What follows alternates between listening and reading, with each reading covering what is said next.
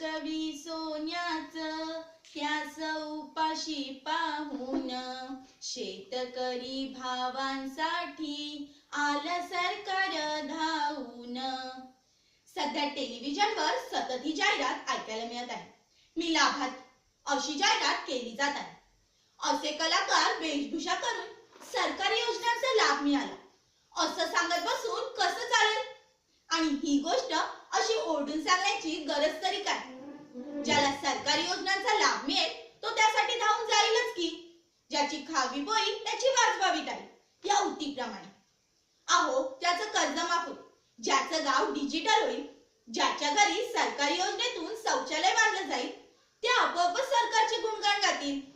इतरांना सांगून त्याचा काय फायदा? अगली बार मोदी सरकार या जाहिरातीने लोकांना भुरळ पाडली आहे। आज नोटाबंदी, जीएसटी, आधार कार्ड लिंकिंग यांसारख्या गोष्टींचा संबंध महागाई वाढीशी जोडून पाहत आहे। खरं काय आणि खोटं काय याविषयी न बोललेलंच बरं।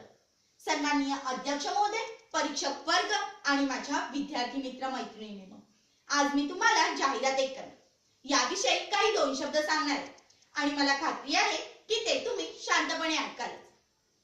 बाकी जाहिरात ही एक कला आहे आणि ती 64 कला व्यतिरिक्त आहे। तिला 65वी कला म्हणण्यात माझी तरी हरकत नाही। मीठ हे नैसर्गिक आहे, त्यामध्ये आयोडीनचं प्रमाण कमी किंवा जास्त करण्याचा अधिकार कुणी दिला?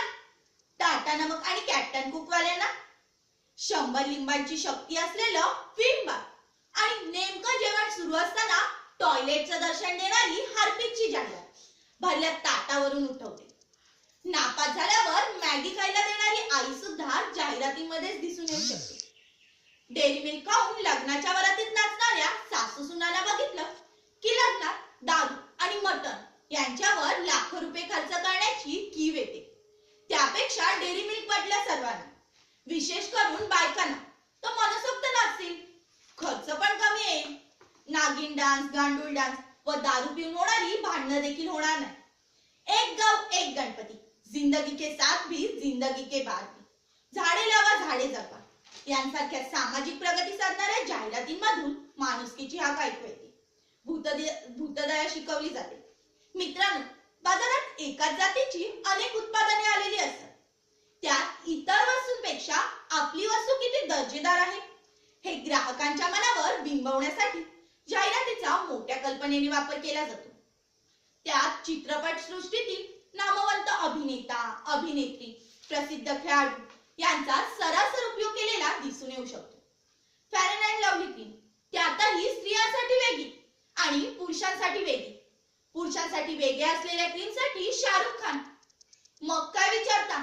पी हळद आणि हो गोरी या उक्तीप्रमाणे आपली गोरेपणाची हौस भागवण्यासाठी त्यात तथ्य असो अथवा नसो, आपोआपच त्या उत्पादनाची खरेदी मोठ्या प्रमाणात होते।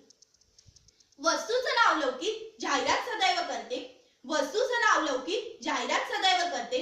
जाहिरातीमुळेच वस्तू लोकांच्या मनात बसते। जाहिरातीमुळेच वस्तू लोकांच्या मनात बसते। जाहिरात कोणासाठी? वयोगट कोणता? ती कुठे पाहिली जाईल, कुठे वाचली जाईल याचे सर्वेक्षण करूनच जाहिरात तयार केली जाते। त्यानुसार चित्रकार, फोटोग्राफर्स, मॉडेल्स यांची निवड केली जाते। मोजक्या आणि नेमक्या शब्दात संकल्पना मांडली जाते। गरज असेल तिथे आणि गरज असेल तशी जिंगल्स वापरली जातात। जाहिरात करण्यासाठी वेगवेगळ्या माध्यमांचा वापर केला जातो। माउथ पब्लिसिटी पासून ते मोबाईल पर्यंत जाहिरातीची वेगवेगळी माध्यमे आहेत। शेजारीने घेतलेल्या वस्तूचा टिकाऊपणा पाहून वस्तू खरेदी करणे ही देखील जाहिरातच आहे।